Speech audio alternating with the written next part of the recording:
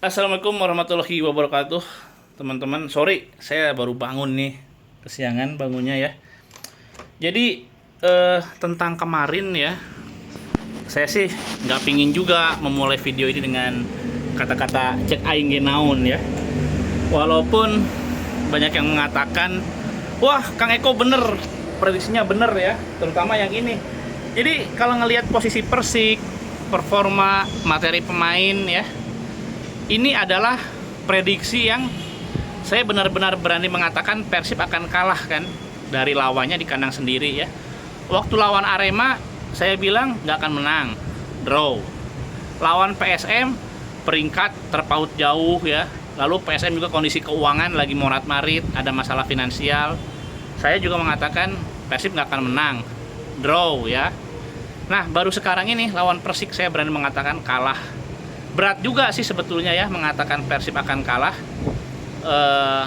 Ya terlebih dari dua prediksi sebelumnya kan sebetulnya Persib itu di atas angin secara materi ya, dukungan, euforia ya, tapi ternyata gagal menang. Nah lawan Persik ini kenapa kemarin saya berani mengatakan bakalan kalah? Karena sejarah juga ya, sejarah teman-teman, faktor sejarah. Persik bisa mengalahkan Persib di musim kemarin ketika main di kandang sendiri gitu ya. Nah, terus tentang apa? Tentang faktor wah, dilalajuan kumaraneh ya. Ya dilalajuan sama penonton, ada beberapa pemain yang nggak enjoy, nggak lepas. Ternyata terbukti Kang Eko kelihatan ada beberapa yang gugup, nggak perform ya.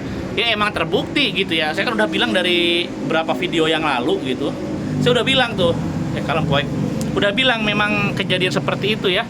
Jadi ada pemain-pemain yang sorry ya, kayaknya trauma atau apa ya, bahkan geuleuh meureun ya, karena ini kejadian waktu yang di era Covid itu ya, yang apa sering ada demo, terus neror ke pemain sendiri di hotel bahkan ya, sampai ada video-video tuh yang sempat viral itu, pemain-pemain sampai kelihatan tertunduk gitu karena males menghadapi supporternya sendiri.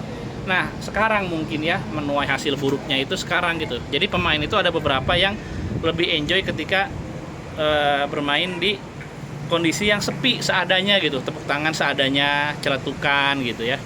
Jadi main di kandang malah kayak begitu mainnya. Itu oke, itu faktor tapi mungkin minor ya, nggak jadi penentu. Penentu mah tetap aja performa di lapangan. Dan dari performa di lapangan kita bisa melihat nggak nyetel gitu ya. Jadi nggak nyetel tuh. Video sebelumnya saya mengatakan Persib ini akan tergopoh-gopoh mengamankan 4 besar ya.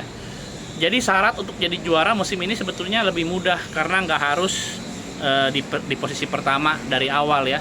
Cukup 4 besar. Tapi kalau seperti ini 4 besar pun jadi berat ya teman-teman. 4 besar jadi berat. Jadi kuncinya itu adalah beberapa pemain yang kemarin diganti sama Kodak gitu. Itu walaupun mungkin secara skill individu itu nggak sebagus penggantinya sekarang, tapi udah nyetel gitu ya, udah nyetel. Ini yang namanya chemistry itu nggak bisa langsung diperbaiki oleh pemain dengan kualitas di atas rata-rata sekalipun ya. Banyak faktor teman-teman, dalam artian pemain yang didatangkan untuk mengganti pemain yang pergi kemarin ternyata nggak sepadan ya, nggak sepadan. Bisa jadi dalam artian bukan masalah kualitas, tapi peranannya itu belum sepadan, belum bisa menggantikan gitu. Apakah bisa nanti kembali kondisinya? Ya bisa, cuma saya khawatir waktunya terlambat nanti ya, telat gitu, kehilangan banyak poin Persib. Ya yang namanya Persib itu kalah di kandang sendiri itu ya, kalau dulu banget tuh waktu Persib masih main di kandang Siliwangi, Persib main di kandang sendiri terus kalah itu bukan hal yang biasa loh. Itu harus menjadi catatan penting ya, evaluasi. Wah, setiap kali Persib main di kandang sendiri terus jangankan kalah, draw aja ya, itu langsung headline berita buruk ya, buruk. Lalu supporter reaksinya juga negatif ya, sampai ada kerusuhan di alun-alun, lempar-lempar toko, guling-gulingin pot gitu. Nah saya nggak tahu apakah gara-gara Persib kalah di kandang itu udah biasa gitu ya, udah beberapa kali dari beberapa musim lalu jadi kayak biasa gitu ya. Harusnya nggak biasa nih harusnya ya. Cuma saya nggak tahu langkah strategisnya apa.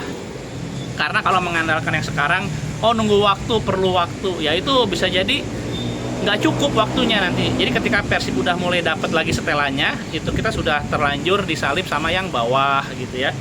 Udah gitu udah kehilangan banyak poin kayak musim lalu ya.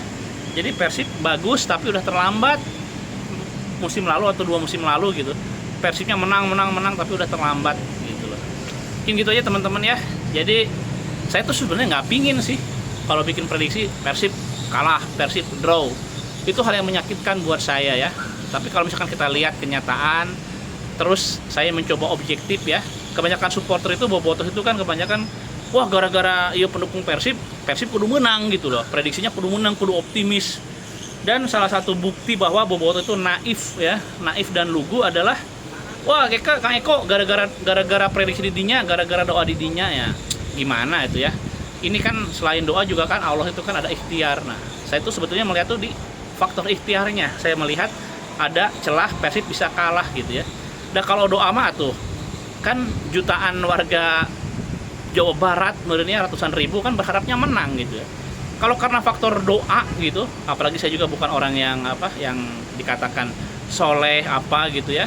Masa doa saya bisa mengalahkan masa prediksi saya bisa mengalahkan doa ratusan ribu orang gitu kan? Nggak masuk ini ya.